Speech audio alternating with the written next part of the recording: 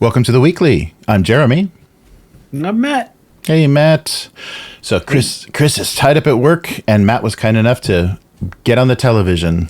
So we'll have to climb back into the box. Right.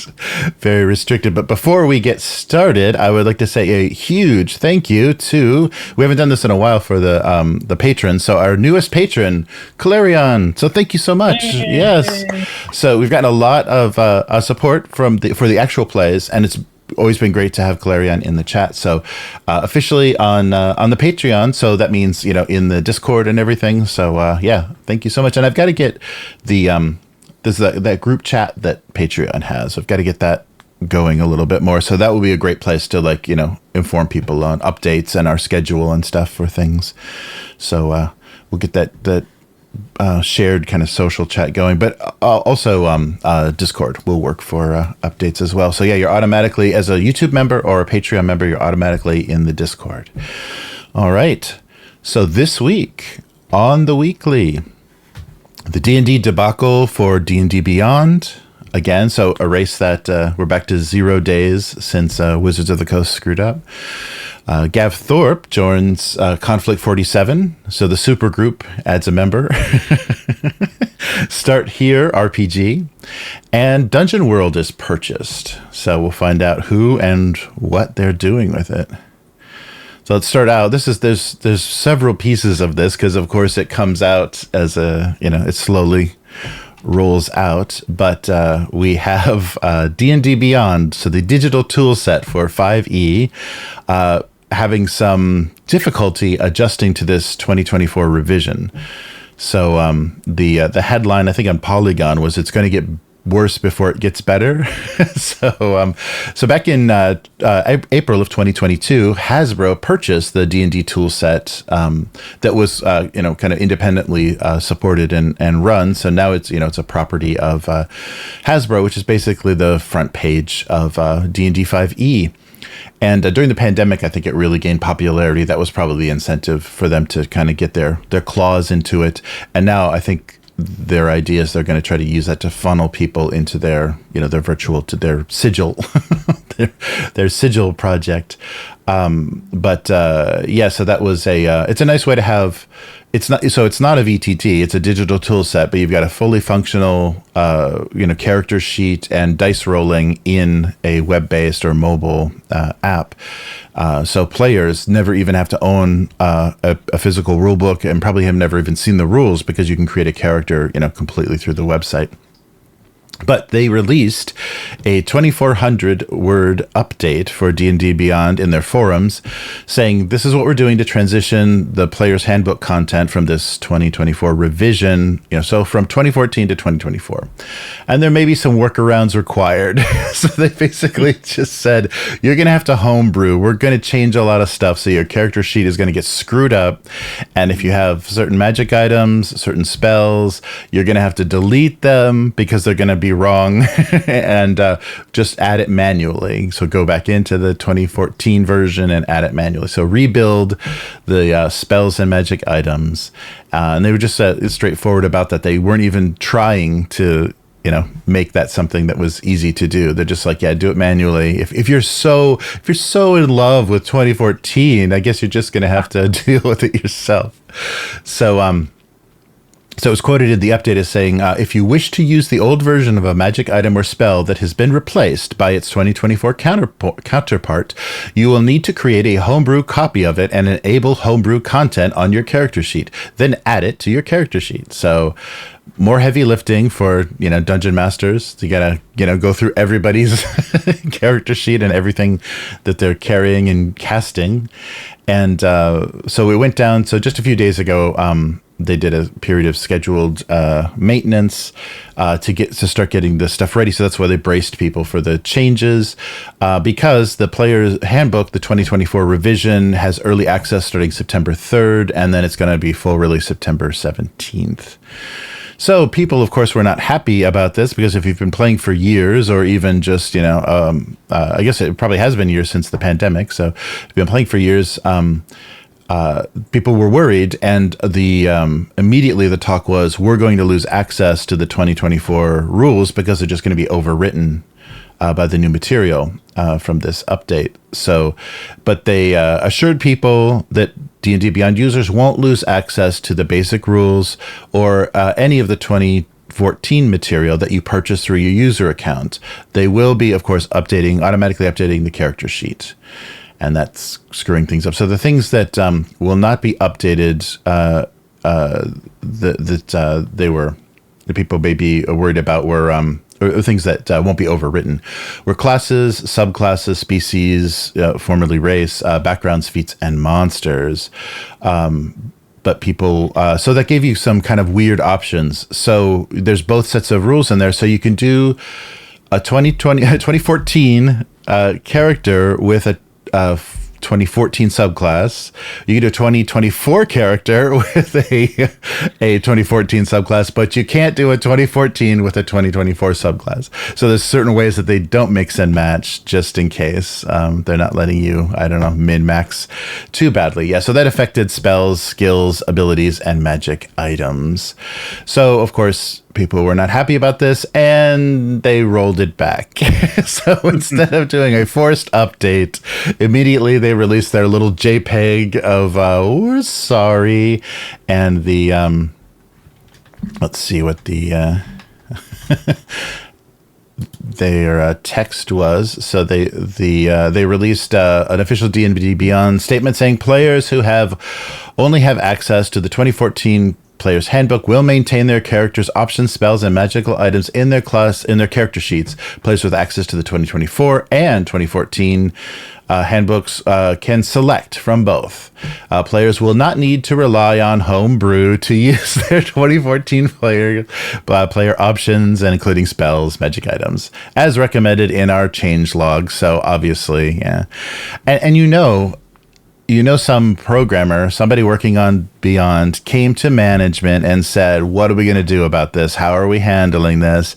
And the management said, fuck them. Don't put any extra hours into this. Like, don't bend over backwards. And you're not doing any overtime to solve this problem. So that's probably when the programmer's like, okay, then they can homebrew it, I guess. The easiest thing would just be turn on homebrew and, enter it manually. Okay, that's our official position. So, yeah. So they walked it back, of course, and so the official announcement, they said, all entries for mundane magic items, weapons, armor, spells are going to be updated. Was their initial announcement, but then they're like, nope, sorry, no, it won't be. And then they also said on their latest announcement, we misjudged the impact of this change, and we agree that you should be free to choose your own way to play. All right. So, yeah, they don't understand that, every little thing that they adjust is going to affect some group, some player, and they're going to react. And especially because if they're playing online, they're already online. So they're just going to pull up their social media and be very unhappy, or, on their comment sections. So what do you think? What do you think about their handling of this? Well, their handling is ham-handed as ever. Like, someone needs to do a counter, you're an artist, do like a little 0 days since we fucked up sign for WotC. Yeah.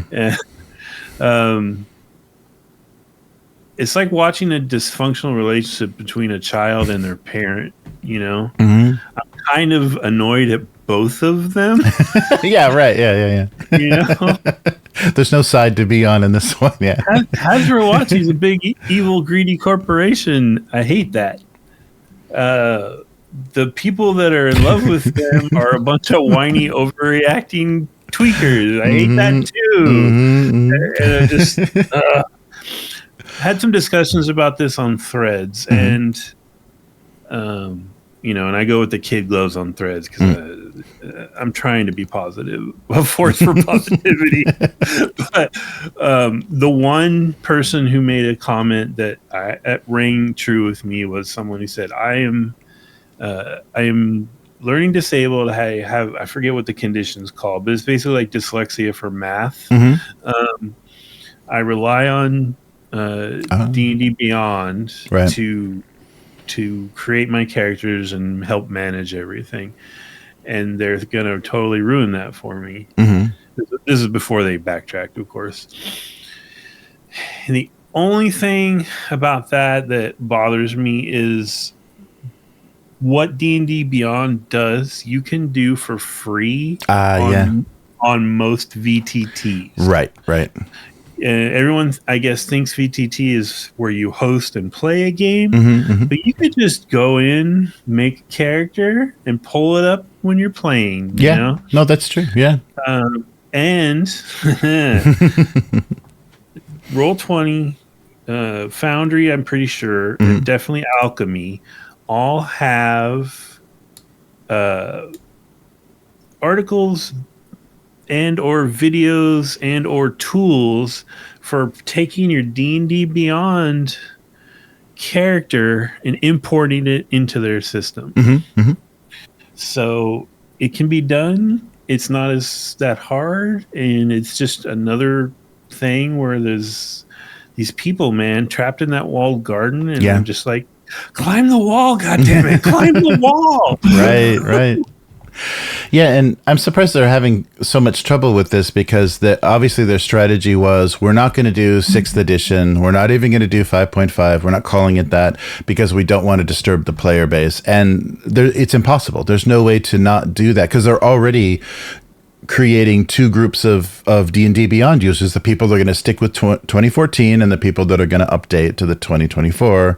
And so they're already dividing people. And the thing that I don't understand, like after they acquired D&D Beyond, and I haven't used it, so I don't know that this is not true, but wouldn't it seem like they own it, they paid money for it, they have the rights to it. Why isn't every version of Dungeons and Dragons has ever existed available inside D&D Beyond? That would be so powerful, because there's some people that would want to play, authentically old school rules, not a reinterpretation like OSR, but the old school rules, and they should make that available. It's like there seems to be missing a big aspect of that. I mean, it's a huge amount of additional work, additional content and maybe compatibility issues with that platform, but it just doesn't make sense that they're completely ignoring that they're just leaving that to the world of PDFs. It's just like, there's a PDF available, a bad scan of the old rule books. Yeah, I can tell you it's probably at least partly because Hasbro wants this to become basically their version of a video game. And that's not what video game companies do. Right. So screw you. Yeah, that's true. Yeah, and I think we talked about that last week too. It's like, I don't think they realize, having all these Microsoft people and people that are involved in MMOs and stuff working on this, they don't realize that now Project Sigil is competing with MMOs, and Miguel brought up the point. I would rather pay for Final Fantasy 14. It's going to be much cheaper than whatever WotC comes up with, and a more satisfying experience. And they're competing with that now. So how they talk about competing for people's time. If you're making it if you're relying too much on a digital platform, then people are like, well, I'm online. I would rather be online gaming than online gaming. It's like they are now an online game. And so it's going to be a little different. And I don't think they understand. Now they've opened themselves up to much bigger competition than Roll20 and Foundry and that kind of stuff. Yeah. Much bigger fish out there. But just in case you were... and this may tie into something we talked about before as well. There was an announcement, this is more WotC news, in their D&D Direct video presentation about third-party content for D&D Beyond. So Wizards of the Coast, in this video announcement, released their creator partners. And a bunch of logos came up on the screen. And they didn't go too much into it, but in going into 2025, these are the partners, the people that they're going to be working with to create the third-party content on their official, digital tool set. And some of the logos up there were Free League Publishing, Kobold Press, Hit Point Press, Griffin Saddlebags, MCDM, Dungeon Dudes and Ghostfire Gaming. So some of those people, it's not great that they're joining forces. They've done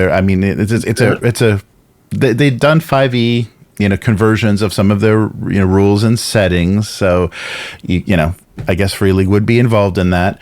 But do you think that contributed to why they can't allow free PDFs anymore on a competing digital platform? Is that, could that have been one of the reasons that Free League decided, yeah, I guess we can't give Alchemy our PDFs because we're doing digital content for the 5e version of Saborum on... it could be. It could be. Yeah, that's depressing to think that WotC is pulling strings at other companies. But, yeah. So that was kind of depressing. I was sad to see Free League in there. They've been involved with 5e. The One Ring has the Middle Earth role play, and the Ruins of Saborum. It's all 5e stuff. And so they're definitely going to stay involved. But I was surprised to see Kobold Press on there. It's like, that's what they've been doing is third-party stuff. But what happened to the Tales of the Valiant? They're competing with themselves now. That's not a good idea. Yeah, exactly. So that was another little piece of fun WotC news. So everyone's forgotten about all that old GL stuff, and it's just like, so wait, how do we make money with these guys again? Let's get back in on this.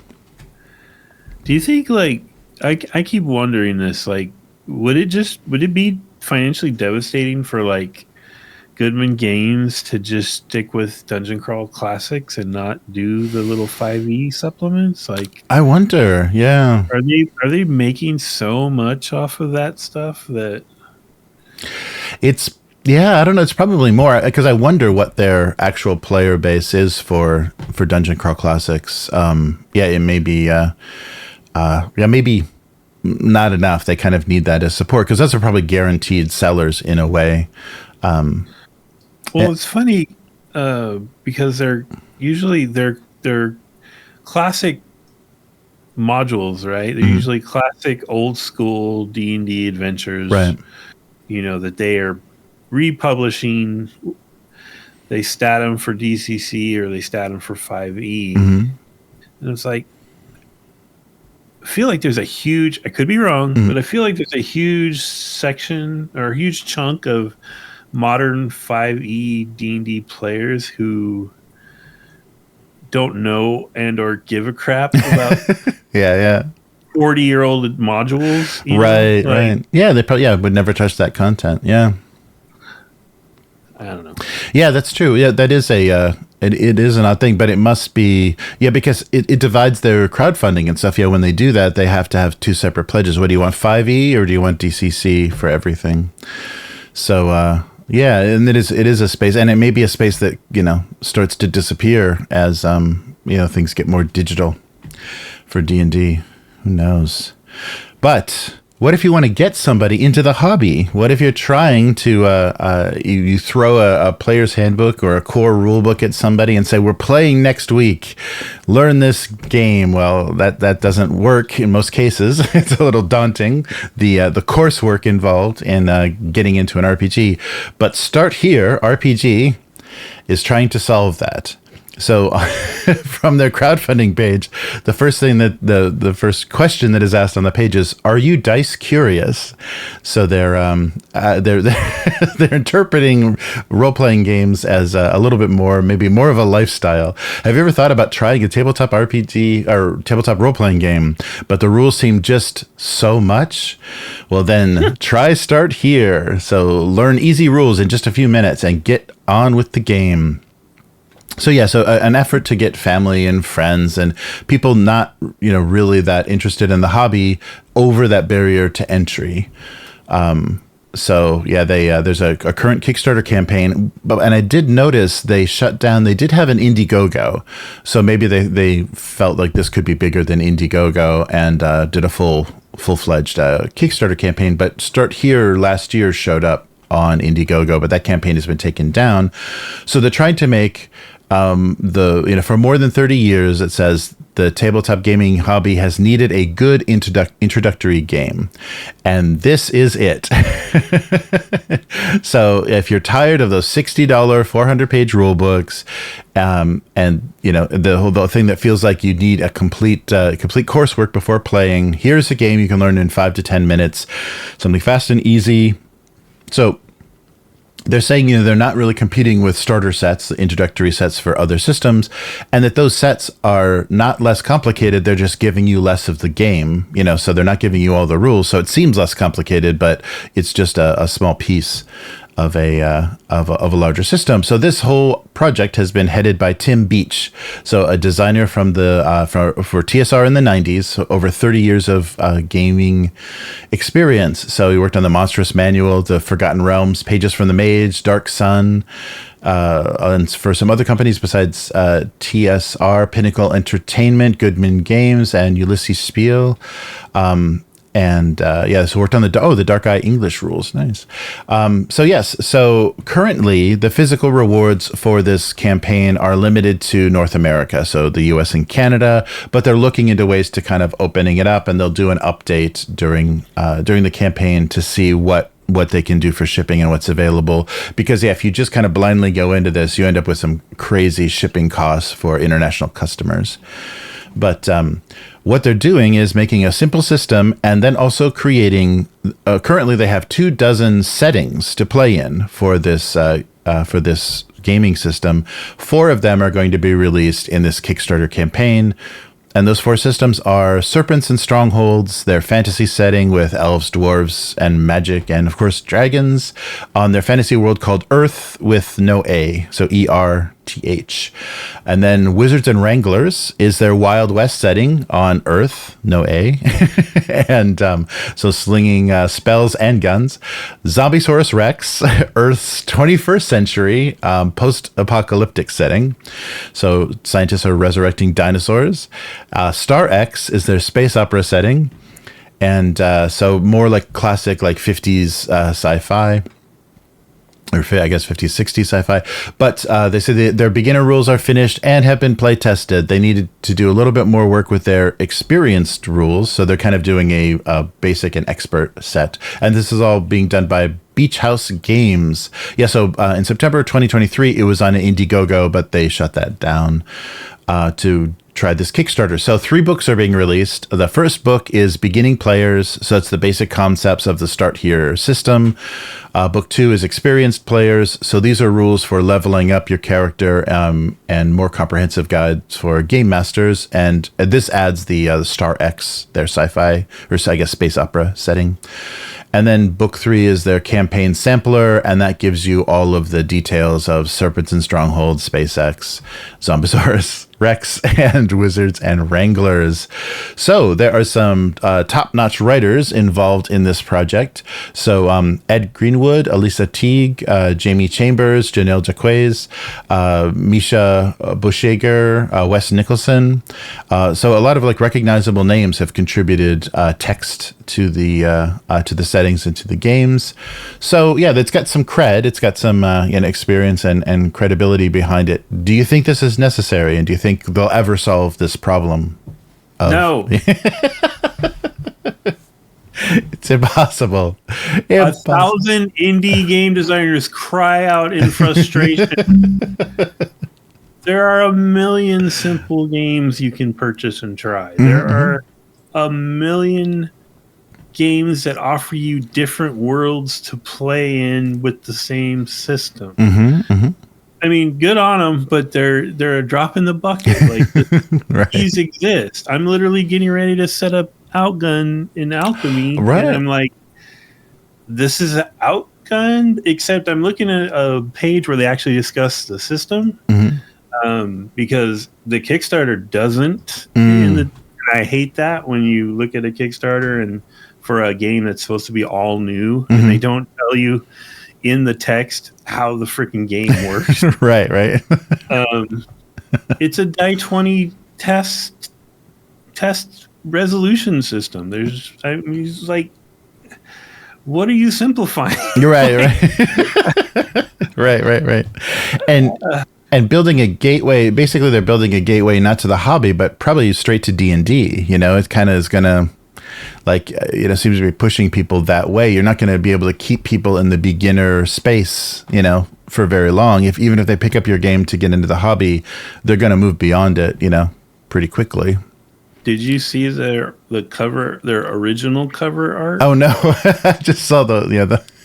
It has a 2-sword wielding white-haired drow on the cover. Really? Yeah. Huh. Yeah. So no, no resemblance to anybody that. Yeah. So it's weird. It's weird that an independent company would be building a even easier starter set to D&D because they're sticking with the D20. And they're sticking with all the tropes, all the tropes of games that TSR has released in the past. But and I guess they're coming out of it. They're coming out of that old school tradition of 90s. What RPGs were like in the 90s. So this is what they're expecting. Yeah. So it's funny, and we've seen this a couple of times. What was that one? It was a guy that like worked for some Gizmodo or something that did the simple fantasy RPG that they were giving to public schools, for free to play. I forget. I don't remember. Yeah, I haven't heard anything about that in a while, but they were pushing pretty hard. I mean, there's a whole movement of one-page role-playing games. You know what I mean? Mm-hmm. And it's like, this isn't going to be simpler than that. Yeah. So what are we really doing here? Right. Yeah, it seems like they're definitely ignoring a big chunk of the hobby and just saying, anything that has to have an ISBN number to be a legitimate, to be a legitimate release. So that those aren't products. They have to be sitting on the shelves of Barnes and Noble. Yeah, so it's interesting. I always am curious about the motivation for creating this, and so I did an unboxing. I haven't posted it yet, but I'm in the process of editing an unboxing for the Agents of Dune box, which is kind of the the starter set that that Modifius did for Dune. And I had that same thought while I was like, because I used a little bit of these mechanics and some of the ideas from this box in our campaign, but I was thinking if you purely ran this, I think you would come to a point where you're just like, okay, we want to play the real game now, so let's just stop doing this. So they have a 3-act campaign that you can play, and it looks interesting, and it's got nice escalation of action and teaches you the rules, but eventually you're like, can we get the training wheels off? I think we got it now. And so I don't think you'll ever finish this campaign in that Dune box set, and you'll want to get into the real game, creating your own house and doing it from scratch. So this feels like that. It's like, why am I spending time in this tutorial? Like, you're making a tutorial mode for a hobby that I just want to play it. Let's just get into it. Yeah, this probably could have just been a quick start PDF, and then you sell us the real thing. Yeah. That's true. Yeah. But they got a lot of people to contribute. And I guess, basically saying, let's get more people into the hobby. This is the easiest way to do that. And so, they solicit. That's a whole nother discussion. I had like an hour-long talk with Will about that the other day. Maybe after we close, when we're in the chat, we can talk about it. But does everyone need to play role-playing games? My answer is no. That's true. Yeah, I think that the broader, that's true. The broader the hobby gets, like the bigger the player base, the weirder it gets, because you realize how many different ideas about what to do at a table exist. Yeah, we'll talk about that. We'll talk about that after. So stay tuned, live stream viewers, and Patreon listeners. And then the next piece, so the supergroup keeps forming. I can just see the spandex and the big hair and everything as they take to the stage for a reunion tour. So Gav Thorpe is joining Warlord Games and Konflikt 47. So the weird science World War II game has attracted yet another 40K designer from the 90s. So Andy Chambers was the first person that we announced. But Gav Thorpe has worked on 3rd, 4th, and 5th edition Warhammer and the Codices, and also Fantasy Battles and Inquisitor and Warhammer Quest. And then you also know him as a Black Library author and Horus Heresy. He won awards for his War Beast novel. And so he's been working as a freelancer, and previously he collaborated with Chambers on some of the 2000 AD games that Warlord had done, like the Judge Dredd, the Strontium Dog, and the ABC Warriors. So those are kind of just miniature skirmish games in that 2000 AD setting. But Warlord Games officially announced last Monday that he is joining the team. So Konflikt 47 is the spin-off of Bolt Action, their historical wargaming 28mm system. It's an alternative history with weird science elements, and basically why it's 47 is because the discovery of all these interdimensional rifts and super advanced technology has extended the war. So World War II drags on in the weirdest way possible. So Thorpe said, I grew up with World War II model kits, and my first ever homegrown simple rules were used for a set of 172 scale figures. I've added many World War II games of different scales and types ever since, and always been a huge fan of and has an esoteric knowledge and alternate history. So he likes the weird science and alternate history of Konflikt 46. So it's going to be loads of fun to write. And they've made another announcement last week as well. Cam Rogers has joined the team as a narrative lead. So he's from the video game industry. He worked on narratives from Warframe and Quantum Break. So he's highly knowledgeable and will be a good addition to the team. And they need a lot of help. So we talked about last week or the week before Bill King of previous Warhammer, but also Mutant Chronicles fame being added to the group. And Thorpe said, I'm a big fan of Bill's work. I've met him a few times, and this is the first time we've collaborated. So the question is, this is the next edition of new edition of Konflikt 47 they're working on, and Bolt Action has just released their 3rd edition rules. So they're going to keep using the 3rd edition rules and stay connected to Bolt Action as a kind of an alternative setting, or are they going to, because they have all these rules designers and and writers now, are they going to kind of change the setting and change the mechanics of the game and make it more unique? So the original Bolt Action rules, of course, were also written by 40K alumnus Rick Priestley and Alessio Cavator. So yeah, it's all just refugees and contractors from Games Workshop.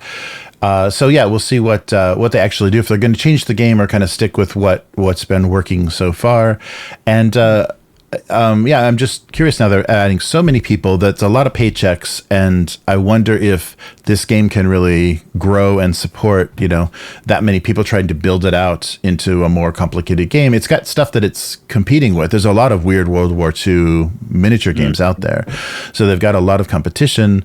Dust has kind of faded. That was one of the bigger ones for a while. That's kind of faded, but there's also a few other smaller games, and even games that are either miniatures agnostic or so you're just modding, basically World War II model kits, or have 3D printing options for the games. So we'll see if all of this name recognition is going to be worth it. But Warlord, definitely likes their their 90s creators from Games Workshop. So we'll see what they come up with. I'd like to read a lot of stuff, and it'd be interesting if it comes like I thought would work, is if you get good fiction written for a setting to go along with an interesting game, that it'll kind of generate popularity and help build the world. So they've got good writers now involved in this, and people that have gone through generations of rules. So we'll see if that increases the popularity and the player numbers for Konflikt 47. But I like Warlord Games. I've always supported a lot of the projects they've done. So we'll see what happens. So wait for that new edition. So you have your power armored troops, your werewolves and super soldiers in 1947 European conflict. We'll see how that goes. I didn't actually know who Gav Thorpe was. Mm-hmm. So I looked it up. That guy has written a ton of Black Library books. A ton. All these guys are insanely prolific. They do rules and they do codices and they write novels. Yeah. So I picture them just like meeting at a pub out in Nottingham, and like every time they meet, they've added someone else who used to work for Games Workshop. Right. Yeah. I think that's what's happening. They all are going to the same bar now, but it's nice, and it must be a comfortable environment because you're not dealing with like weird, generational, stuff. And I think and surprisingly, Bolt Action is a surprisingly big competitor to. In some areas, like in certain parts of the world, a lot more people play Bolt Action than even like 40K. Like people that want historical wargaming. And don't want the silliness or the grimdark or the badass edgelord stuff of it. Hobby shops will support Bolt Action more than they'll support other miniature war games. So yeah, it's interesting. Maybe they're trying to take advantage of that and give a little bit of a different flavor, another option to historical games, maybe for younger people or people that politically are like, do I have to play the Nazis? Looking for a Nazi-free setting or a fascist-free setting, I guess. So. Yeah, we'll see. We'll see how this goes. But yeah, I'm interested just to read the books that they're gonna maybe eventually publish. That'll be fun to read some weird World War II fiction. All right, and our last piece of news was a little odd thing, and this has been a couple of weeks. I missed this last week. So Dungeon World is getting new owners, and so a second edition is planned. And so a little bit of controversy. This may not happen because things have gone badly for this individual before. So Luke Crane has purchased Dungeon World with a financial partner, and he's planning to publish a new edition. So he purchased it from the original creators, and he previously has designed The Burning Wheel, Mouse Guard, and other games. And he announced in the Dungeon World Plus Discord that he bought the game from the creators. So that's Adam Coble and Sage Latora. And they are going to be releasing a new edition. So the first edition was released in 2012. So yeah, quite a while ago, 12 years ago. It won Game of the Year for the Golden Geek and any awards for best rules. It's a Powered by Apocalypse system, which I think is kind of losing popularity. I haven't seen any newer games using that system. It's kind of fallen off. Yeah. So I wonder if it's going to be a dramatic switch, or if it's just going to be maybe trying to refine it a little bit, just kind of upgrade it a little bit for different sensibilities. So yeah, that's a D6. You're rolling 2D6 all the time, basically. But the controversy kind of goes along with the one of the co-creators of this original game, this first edition game. So Adam Coble. So he was a prominent creator in tabletop and a personality, did actual plays online. But had some bad behavior, with players, and was kind of canceled. And Wheel Company now has the rights for Dungeon World, and it's not clear. There hasn't been any indications one way or another if Coble or Latora are involved. And if that comes up, if that's a question he can't get away from, might be pointless to try to release this. But in a interview, this might have been actually not a formal interview, but just like a question on Discord. Jeremy Strandberg, creator of Stonetop, was asking about his Crane's view or his new vision for Dungeon World. So Crane wrote, "May I be direct here? I hope I won't offend anyone if I'm critical of the game. I only critique things I love and respect, so please read me charitably. At the most basic level, Dungeon World as it stands is in need of a good edit. Just cleaning up the text alone would give the game a new breath of life. The book's organization is a lot. Maybe its concepts could be better broken down to make sure players have critical information to get started, and then full stop. The material becomes extra. It's also full of assumptions that I feel are unnecessary in expressing the concepts of concepts and the system of the game. My vision is a sleeker, tighter text, cleaned up with mechanics and new art, color maybe, that retains the game's accessibility. a reasonable price point. Dungeon World is easier to grok than the current edition of D&D. For most people who want to play D&D, I think it is fucking magic. So I want to retain the quality above all else. So we'll see. So yeah, it doesn't sound like it's going to be a radical revision. I think he wants to keep what's there, but yeah, I think it is harder and harder. The kind of popularity of Powered by the Apocalypse is waning. So to kind of revive a game with that system, I don't know. Yeah, I don't know if it's going to be necessary, but yeah, it'll be out there, and I think it's a nice. We played a couple of sessions of it, just kind of like throwing characters together, really fast, the way you do in Powered by the Apocalypse, and it's satisfying. It's a satisfying dungeon crawl. You can really do it. Really, the system works well for that. Much better than I thought, because previously we had played Monster Hearts and a lot more, like narrative-y, kind of squishier games, but this worked well as a dungeon crawl. So yeah, it should be around as an option.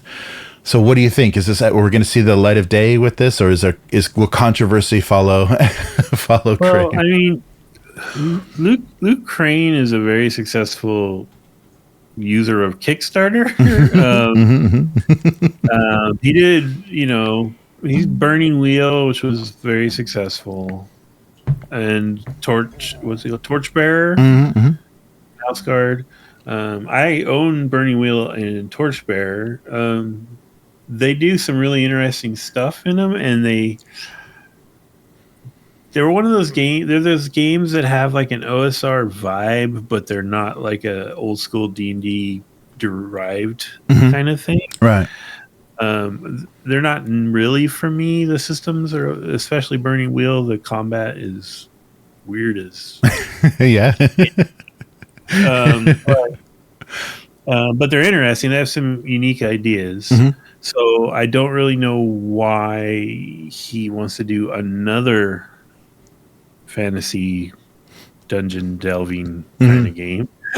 Yeah. But he's good at it. He's been very successful at it. So it probably, he's a little bit of a hipster. But as far as the other dude, Colbo, Dr. Pink Hair. Oh yeah, right. Yes. Yeah. If he does emerge as being part of it, then yeah, it'll probably kill it. But that guy, man, before his little weird robot rape scandal, right. I would watch his videos once in a while and be like, there's something about this guy. Yeah. I think this is way more about him trying to get laid than it is about gaming. Right. It came off as kind of not genuine and greasy. And then when that happened, I think like Will told me about it or something. I was like, oh, of course. Yeah, you weren't surprised. Yeah. Yeah, that's true. Yeah, it's strange because he was everywhere in the 20 teens. You couldn't get away from Adam Coble, and then just gone. So became a bit of a pariah. So I don't know. I think that hit. Correct me if I'm wrong, but I think his little scandal hit right around the height of the Me Too kind of thing. So yeah. Whatever you think about what he did, it was wrong place, wrong time. You out of here. Right. And it's one of those things. If he didn't get caught for that, it probably would have been something else. Because it did seem like he had trouble with boundaries and kind of understanding what players not getting a vibe at the table, and really freaking people out. And the fact that it was on video, like the fact that you can actually see this happen, that you don't know, like people talk differently when they're doing a radio interview than they do in real life. So just kind of rein it in a little bit, have your little weird ideas and keep it to yourself, but don't bring that out for the public. So do you think Dungeon World, because I think it's a pretty recognizable, it was, very early on alternative, dungeon crawling. Do you think that brand or that name is enough to make people curious and bring them to at least check out the project and see, what's this all about? I've heard of this. Oh, what is, Yeah. Even though I feel like Powered by the Apocalypse stuff is sort of on the decline, in conversations I have on threads with people, there's a lot of times with people on there who want to know about game alternatives to the Dragon game. That one gets mentioned quite a bit. I don't like the Powered by the Apocalypse system. It's supposed to be cool and narrative, but I think it's actually very limiting. But that's just my opinion. No, I can see that. Yeah. Because it's, it has the moves, and it's like, it's the same feeling I had with, when I got tricked into playing 4th edition a few months back. It was like, wait a minute, I just want to do this thing. You're like, well, you can't do that thing because you don't have a thing on your character sheet that says you can do that thing. Oh, this game is stupid. Right. Yeah. So yeah, I'm really curious. Yeah, what the motivation was for this. I mean, is it kind of an attempt at a redemption, to try to bring this back? Because I think it's been tarnished. One of the co-creators kind of disappearing from the scene, I think has tarnished the reputation a little bit of Dungeon World. And it is a functional, dungeon crawl, and it's like it was really easy too for a group of people that had never really played together, playing a very traditional style of game with the new funny rules. I think it let us kind of just riff on a pretty fun version of fantasy. But yeah, I don't know what I don't know what the motivation, besides money. I don't know what the motivation is, but it seems like he's like buying the brand. That's what it feels like. It's like, I think there might be some juice left in this old lemon. So we'll see what kind of squeeze he can get. But yeah, we'll keep track of that and find out who's involved and and if this is going to happen. But yeah, losing a job at Kickstarter couldn't have been great over that.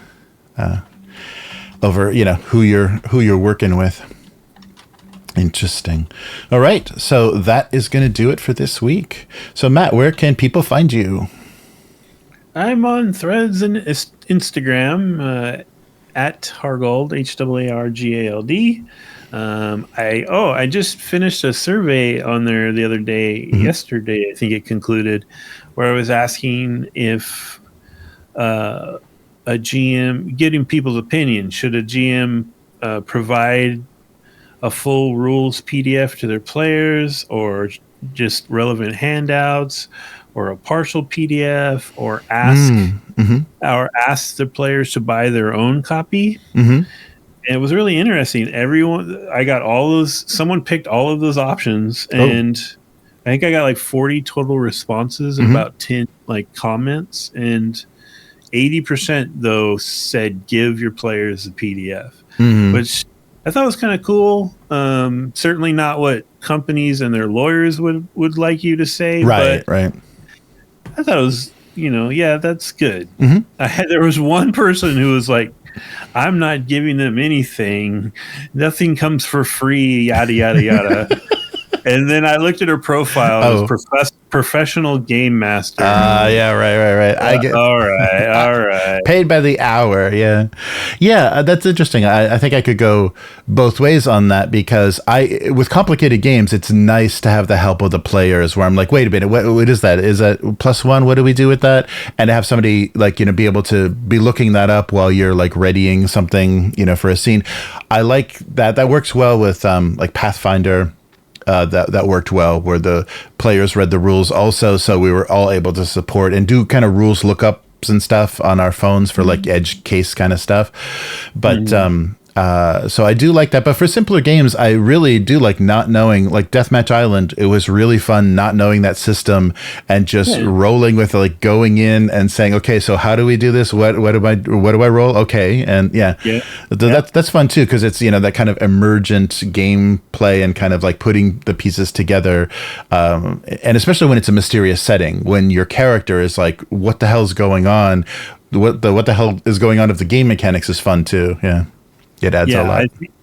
I think I err on the side of just give them enough that they can play the game and you can handle everything on the back end. You know what I mean? Like, yeah. But enough of this. Where can people find you? Well, they'll be finding me next week doing my September live stream for Abuse Cartoons. So Abuse Cartoons on YouTube and Twitch. So subscribe to one of those to get notified when it goes live. But it's also going to be on this channel. So if you're a subscriber of Upturned Table, I will also live stream here, because why not? So I draw my single panel gag cartoon, Domestic Abuse. If you want to read it and find out what it's all about, you can go to gocomics.com/domestic abuse and read 20 years of little jokes and sad pieces of furniture and food. But if you like what we're doing here on the weekly, and a big thanks to Kalarian again for becoming our newest patron, you can go to patreon.com/upturntable. And there you can become a weekling, the supporter of the weekly, and kind of just directly let us know what you'd like to see on this show. There's other pledge levels or tiers to show your support. And actually that's kind of like a vote for what you're interested in and seeing, the more content on the site. And on the Patreon, we have the RSS feed, which is all of the audio from this live stream, our actual play audio, all kinds of stuff goes up there. And you can also find everything on upturntable.com, as well as the podcast version. So just what we talk about between the kind of warm up and between the banter and the ramble is the podcast. And that's what goes on to Spotify and all of that, all those good places, Google Podcasts, or I guess it's YouTube Music now. I don't know where Google stuff went, but you can find us there. And so thank you so much for watching and listening this week. So like this video if you're watching it, or give us a comment on the podcast. That helps as well for discovery on Apple Podcasts or any of the platforms, to let people know that, hey, it ain't so bad. I enjoy this every week, and we'll be back again next week. Goodbye. Bye.